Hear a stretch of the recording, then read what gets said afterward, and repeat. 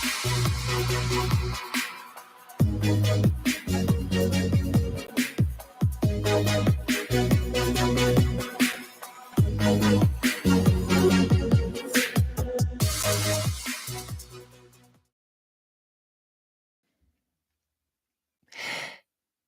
there.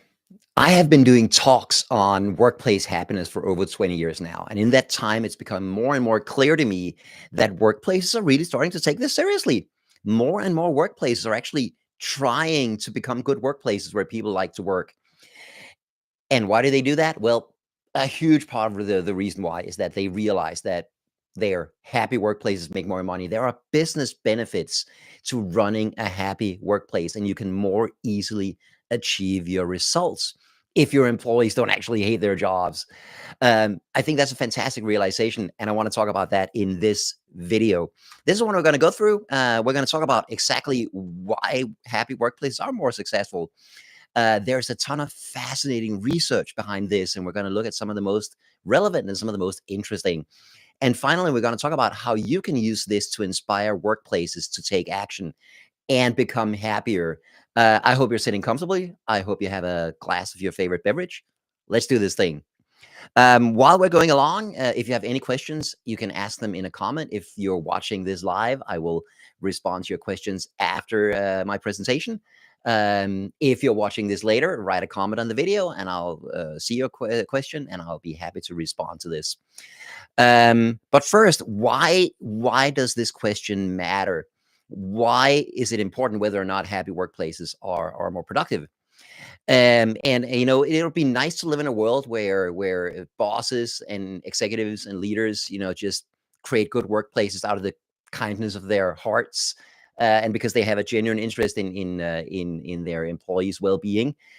But the fact of the matter is that, you know, all workplaces exist to create some form of results.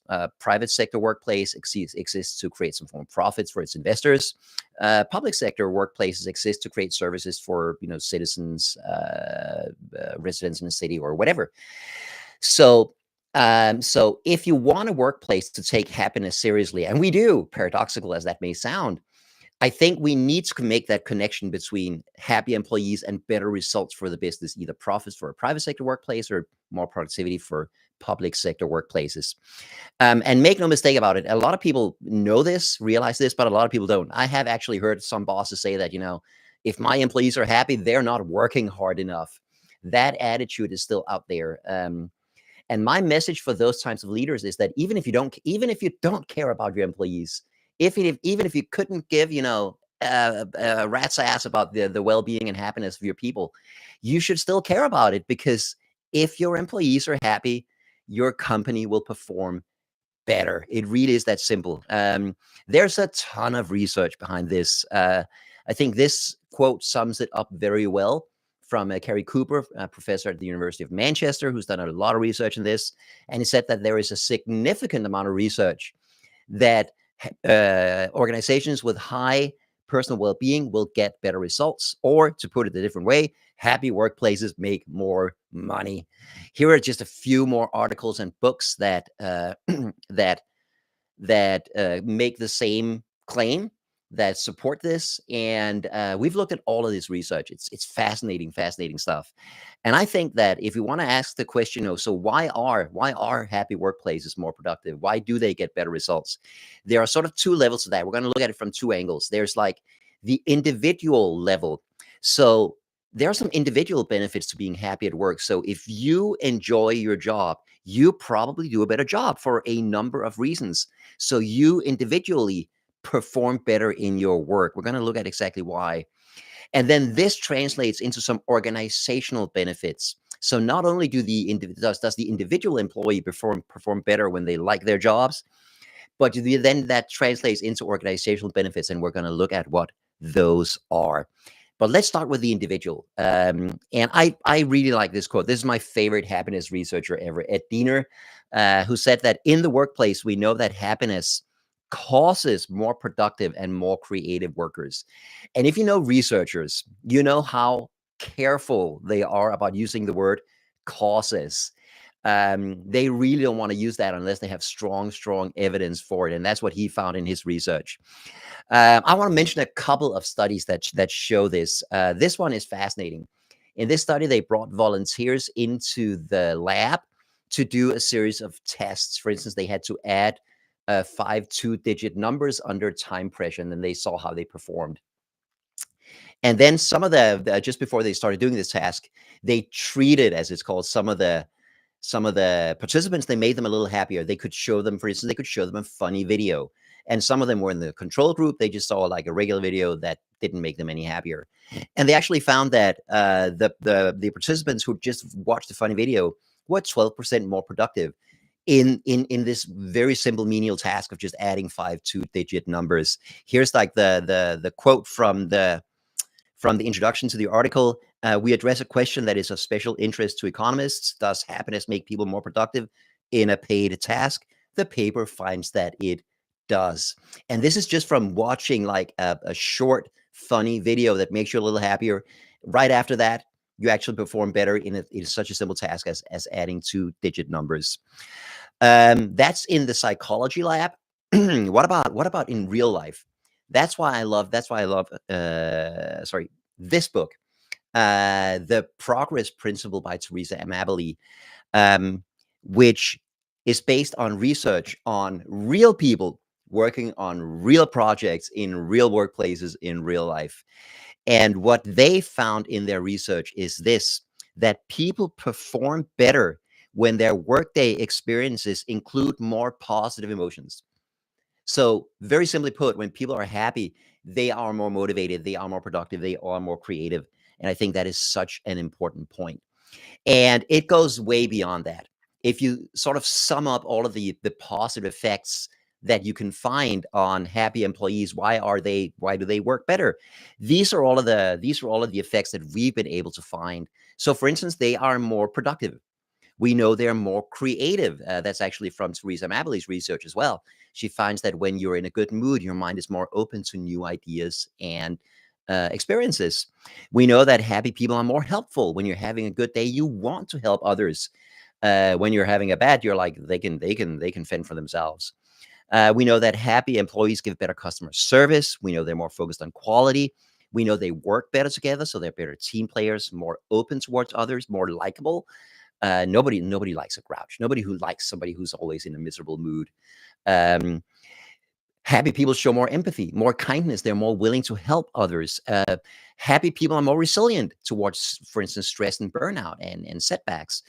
We know that happy people are more persistent in their work. They will persist even in the face of setbacks. We know they have better physical and mental health. There's a very clear correlation there. We know that happy people are more optimistic. We know they're more motivated, more engaged, more energetic. They learn faster, and they are better leaders. So on every single one of these, we know that happy people perform better. Now, all of these are obviously great. I mean, these are all great effects to have. You can think about like with the type of work you do, with the type of team you work in, the kind of people you work with, which of these might be more relevant than others, which of these might be most important. Maybe if you work in a customer-facing type of organization, maybe it's important that people are likable, helpful. If you work in research, maybe it's important that people are more creative. Maybe it's important that people work together. But just so you know that on every single one of these parameters, research shows that people who actually like their jobs perform better than those who don't. Now, that obviously translates into organizational benefits as well. So the whole organization does better. And we are going to look at those. And again, like I said, more and more organizations realize this. Here's an example. Southwest Airlines have been saying this for decades. I want to show you a video with a former president, Colleen Barrett, where she talks specifically about how they think about this whole aspect of things. We do build our pyramid a little bit different. We're pretty bold about it and pretty vocal about it. At the top of our pyramid, in terms of the most important priority that we have, is our employees. 85% of my time is spent on employees and on delivering proactive customer service to our employees. If I do a good enough job of that, they in turn spend their life trying to assure that the second most important customer to us in our pyramid, which is our passenger, feels good about the service that they are getting because they are getting proactive customer service delivery. And if those people feel good enough about it, then you come back for more.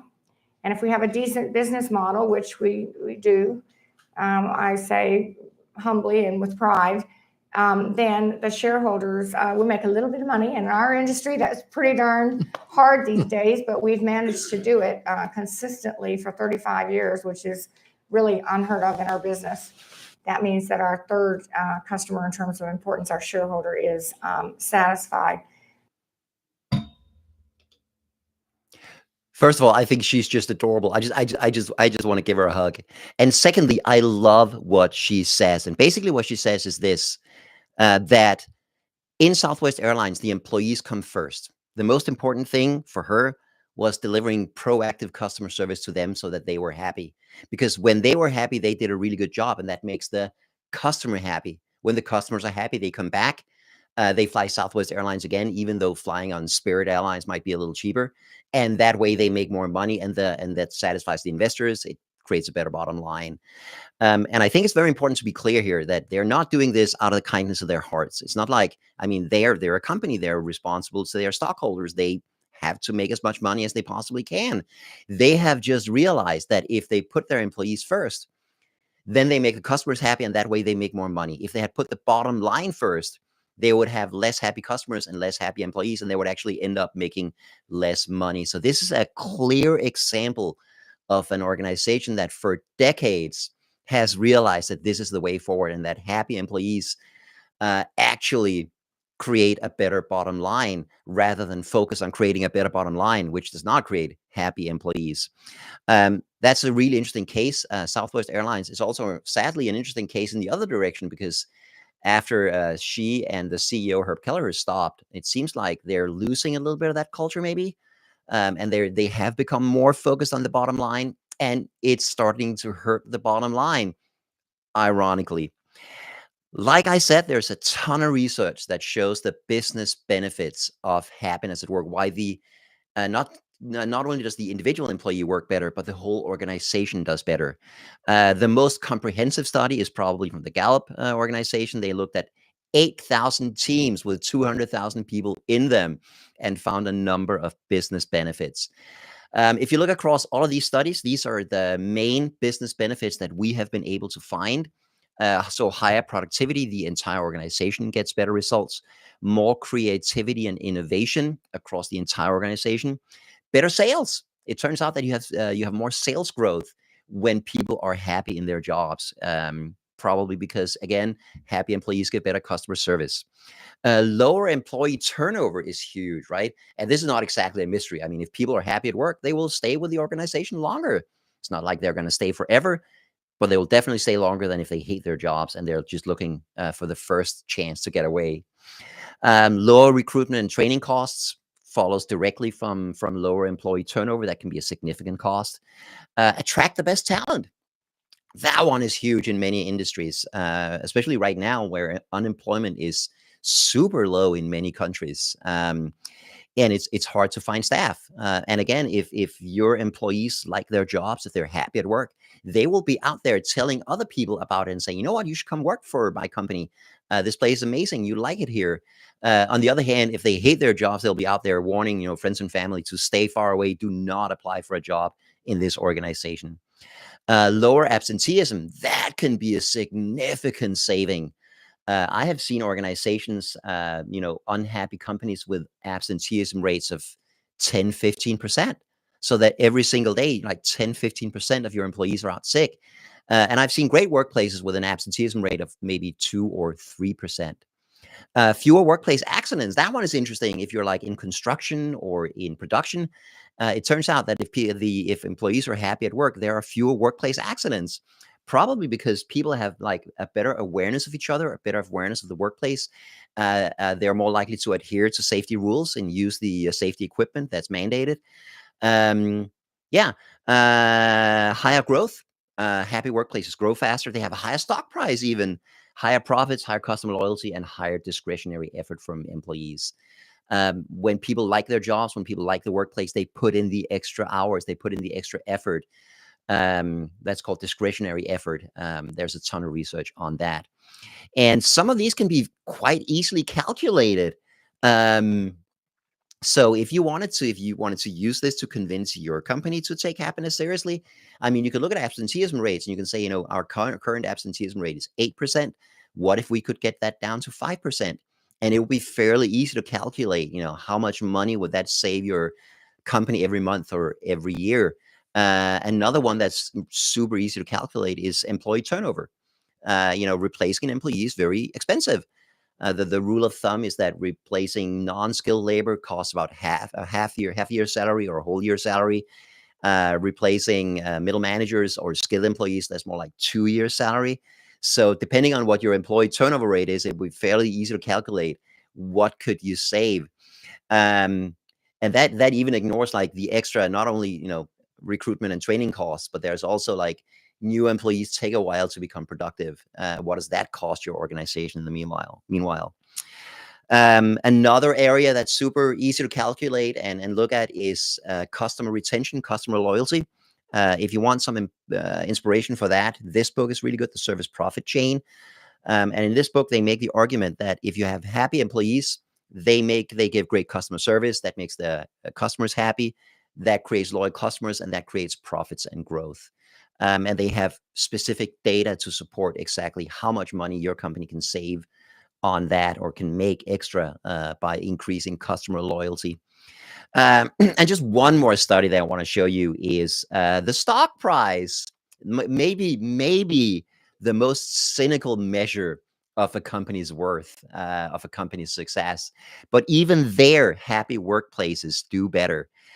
Here's a study from the Great Place to Work Institute. They looked at the stock price of the American stock market as a whole. That's the gray graph on the bottom. And then the red graph on top of that is the stock price of the 100 best companies in the US, according to their research. And you can see that they outperform them by a factor of over 3. You can clearly see the COVID drop in productivity there and how this is rising again. So even on the stock price, that is absolutely something that is affected by happy employees, and happy companies make more money, have better stock prices, higher growth, better profits, everything. Now, you might ask the question, so which comes first, right? Is it that good results make the employees happy? Or is it that happy employees create good results? Maybe employees in these companies are happy because, the company's doing well, that makes them proud, and they have job security. That is a really good question. And of course, this is a cyclical relationship, right? Working for a company that's successful is probably a good experience. Working for a company in trouble is probably a bad experience because you're worried that you might get laid off tomorrow. But there is some research on this where they've looked at happiness and company profits at time 1, and then happiness and company profits later at time 2, and try to figure out which affects which the most. And it turns out that the greatest causation is from happiness to profits and not from profits to happiness. So yes, happy employees create a better bottom line. And again, if we go back to the list of all of these different effects, again, you can look at these and you can ask yourself, so which of these are most important for your organization?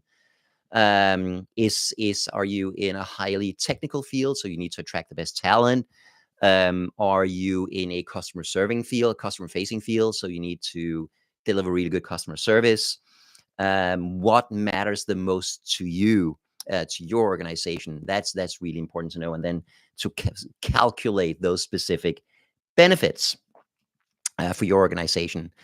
And I think that is how you use that to convince. So that's my point here, right? Is that happy companies get better results, and happy employees do a better job.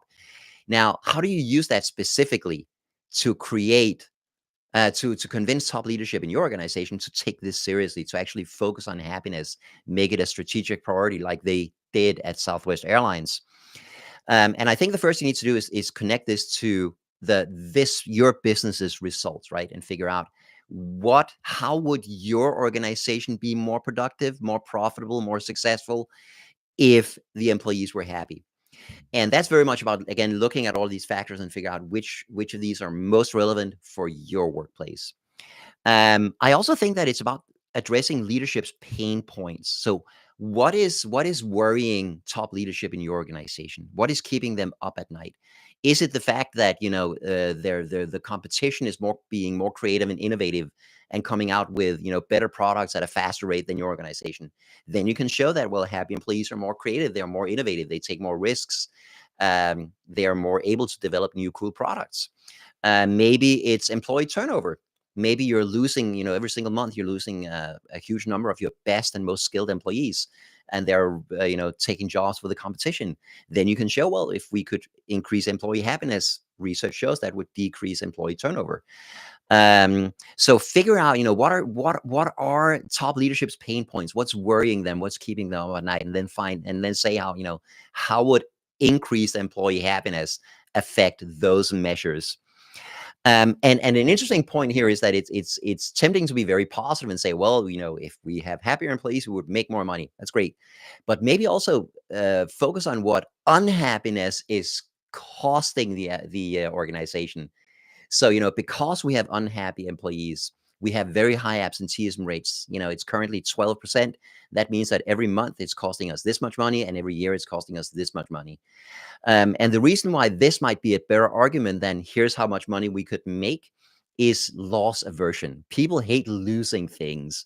This goes back to the research of Daniel Kahneman, the Nobel Prize winning psychologist, who found that getting something is nice, but losing something hits us way worse. It just feels bad to lose stuff.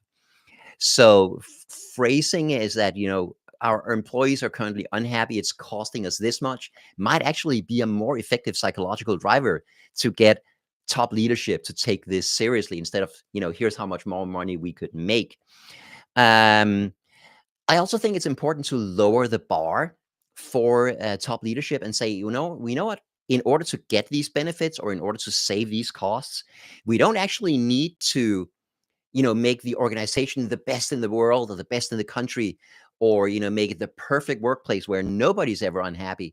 We just need to improve employee happiness. We're not talking about creating the best workplace ever. We're just trying to make it a good workplace. And I think this approach makes it more like believable. It makes it more approachable. It makes it less challenging. And I think that can definitely help top leadership take this seriously. And also, and I think this is very important, it turns out that the things that make us happy at work are not super expensive. It doesn't take a lot of money. It doesn't take a huge budget. It doesn't necessarily even take a lot of time. And you can show them that this is something we can achieve in our organization. And then, of course, I think it's important to measure the results. A lot of top leaders are very metrics driven. And if you can measure the results along the way, you can definitely help them take this more seriously and make it a strategic priority inside the organization. A couple of points I want to make about this idea that happy companies make more money is first of all, that happiness at work. I think this is important. And this should actually say productivity at work. Productivity at work is driven less by job satisfaction and more by employee happiness. And the reason I make this distinction is that these are a little bit different. Job satisfaction is what people think about their jobs. It's a rational evaluation of their job situation, where they decide, all factors considered, am I satisfied with my job situation? Rational, intellectual, it's a thought process. And it turns out that there is a link between job satisfaction and productivity, but it's a relatively weak link in the research. Happiness at work, however, is what you feel about your job. And of course, that can change, right? You can have good days and bad days at work, but do people spend most of their time at work having good days, feeling good about their jobs, feeling good about themselves, being happy at work? Or do they spend most of their time at work feeling bad about their jobs? This emotional approach, this emotional state, turns out to be more important for productivity. And there's a very strong causation between feeling good about your job and being productive in that job, and less of a causation between being satisfied with your job and being productive in your job. And that's why it's important to focus on the emotional state, on the happiness, rather than the job satisfaction. That's important to know. And then the final point I want to make here is also that I do want to make the point that happiness at work is a good thing in itself, right? And I do wish that all leaders everywhere would focus on it just out of the goodness of their hearts, out of a care for their fellow man and a genuine interest in the well-being of their employees. I wish that were the case. And even if there was zero evidence that happiness at work was good for the bottom line, I think leaders should still focus on it and make their employees happy. Um, it is a good thing in itself. But the fact remains that we have so much evidence that it's not only good for the employees to be happy at work, it's actually also great for the bottom line. And in my opinion, any business leader who does not take this seriously, who is not focused on creating a good workplace, who's not trying to make the employees happy, any business leader who fails at that is failing the business as well, and is actually actively hurting the bottom line. Excellent. Okay, let me sum up here, and then we'll be done. First of all, the research is clear. Happy workplaces make more money. No discussion. I'm not even debating this. I'm just stating it. The research is very, very clear. This is important because this can be a main driver that helps companies take this seriously, helps make employee happiness a strategic priority. And I think what you need to do if you want to inspire your workplace to do something about this is figure out what your workplace specifically has to gain, or what your workplace is currently specifically losing because employees are not as happy as they could be. If you want more information about any of this stuff, you can always find us on our website, woohooinc.com, my blog, positivesharing.com, LinkedIn, YouTube channel, Woohooinc. And of course, you can subscribe to our newsletter, and I will be sharing these slides on the webinar on the video page. And most of all, if you really want some inspiration on how to create a better workplace, you can book me to come speak in your company and your conference. I would be more than happy to do this. Thank you very much. Let's take some questions.